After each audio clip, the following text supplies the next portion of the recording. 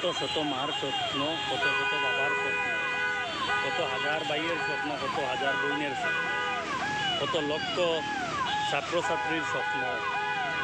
আমি কথা কই আর এডিআরই এক্সামের, আসাম ডাইরেক্ট রিক্রুটমেন্ট এক্সাম, এখানে গ্রেড 3 আর গ্রেড 4 পোস্টের লাগিয়া আসাম সরকারে ডাইরেক্ট রিক্রুটমেন্ট এক্সামটা কন্ডাক্ট করছে। এটা হলো কি শিলচর এনআইটি পয়েন্টে, Silchar national institute of technology, এই যে বিল্ডিং নিচে সামনে দেখা যায়, এই এখানে দেখো একটা সেন্টারে কতটা ভিড়।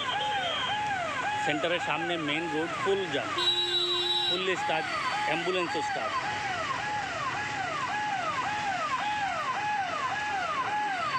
কত মানুষের একটা আশা, একটা স্বপ্ন লইয়া আজকে এই এক্সামে আইছে।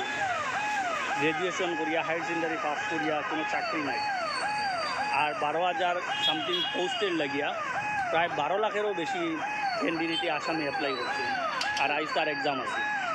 এই দেখুন পরিস্থিতি, যে বেকারত্ব মানুষের কতটা। মাস্টার ডিগ্রিরাও গ্রেড 3 লাগিয়া, যদিও গ্রেড 4-এ ওভার কোয়ালিফাইড বইয়া রিজেকশন করছে, বাট অ্যাপ্লাই করছে। তো তোর মাস্টার ডিগ্রি মানুষে গ্রেড 4-এর লাগিয়া অ্যাপ্লাই করছে, ওভার কোয়ালিফাইড বইয়া রিজেকশন করছে। ভাবুন এটা, শুধু রিজনটা হইল কি, যদি প্রাইভেট সেক্টর বরাকবেলিতে অ্যাভেলেবল থাকতো তাহলে এই বেকারত্ব এই হারে 12,000 পোস্টের লাগি 12 লাখ মানুষে অ্যাপ্লাই করতো। চিন্তা করে বেকারত্ব কী হারে বাড়ে। পুরা জাম এই থেকে, এটা তো আমি এই জায়গাটা কাভার করি, আর এখান থেকে না হইলেও এখন এই মুহূর্তে পুরা শিলচর শহরটা পুরা জাম হয়ে যাবো। আর কিন্তু শিলচর শহর না, যে জায়গায় কেন্দ্র আছে বরাকবেলি, পুরো আসামের যে জায়গায় কেন্দ্র আছে সব জায়গাটা এলাকান জাম হয়ে যাবো। আর থাকবে পুরা স্তব্ধ হয়ে যাব কত সময়। আর তো ইন্টারনেটও ব্যান আছিল সকাল 10টা থেকে 1:30 পর্যন্ত পরীক্ষাটা সুস্থভাবে পরিচালনা করবার লাগে। তো হওয়ার অর্থটা যে এটা, এই যে অত লাখ লাখ মানুষের স্বপ্ন, এটা যাতে বিফল না হয়, আসাম সরকারের যে পদক্ষেপটা নিচ্ছে, সব মানুষে এটার উপরে করে অ্যাপ্রিসিয়েট করে, যাতে পরীক্ষাটা সুষ্ঠুভাবে পরিচালনা হয়। নেক্সট আরও স্টেপ রয়েছে, ভাইবা আছে, পার্সোনাল ইন্টারভিউ আছে। তো এগুলো হইয়া যাতে সুদক্ষ যারা আছে তারা যাতে এই জবটা পায়, এটাই তারপর সব এই লাখ লাখ মানুষের একটা ইচ্ছা, আশা, ভরসা। আইজ থেকে 15-20 বছর আগে যখন চাকরি হইতো, তখন মানুষের পিতা মাটি বেচিয়া নিয়া পয়সা দিত দালালের রে, আর দালালে কেউ পাইতো, কেউ দালালের মাধ্যমে কেউ পাইতো, কেউ আবার পয়সাটাও মারা যাইত। আর যারা পাইতো তার মধ্যে যোগ্য মানুষেও যতটা পাইতো, অযোগ্য মানুষে তার চেয়েও বেশি পাইতো। এখন ওই আশাটাই, অ্যাটলিস্ট যোগ্য মানুষরা এই চাকরিটা পাইব, সমাজে সুষ্ঠুভাবে পরিচালনা করব। গ্রেড 3 হইতে অ্যাকচুয়ালি বোঝায় যেটা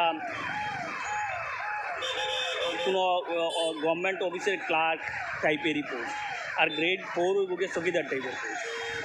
তো এই দুইটা পোস্টের লাগে মাত্র 12,000 পোস্ট, দুইটা পজিশনের লাগে 12,000 পোস্ট ভ্যাকেন্সি, আর 12,000-এ 12 লাখেরও বেশি মানুষে ক্যান্ডিডেটে অ্যাপ্লাই করছে।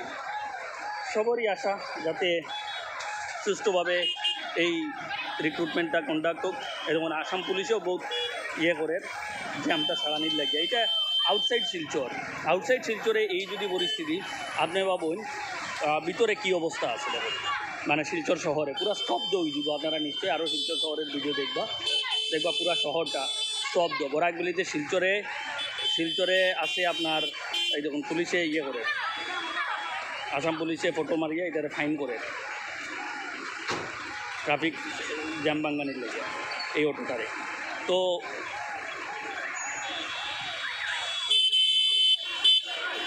এটাই বর্তমান পরিস্থিতি। এই জ্যামটা কখন ছাড়বো ঠিক নাই। তো বরাকবেলিতে শুধু শিলচরে আর করিমগঞ্জেই সেন্টার আছে। বরাকবেলির 3টা ডিস্ট্রিক্টের লাগে 2টা শহরে সেন্টার দিছে, আর বাকি আসামের তো অন্যান্য জায়গায়ও আছে আরও কিছু।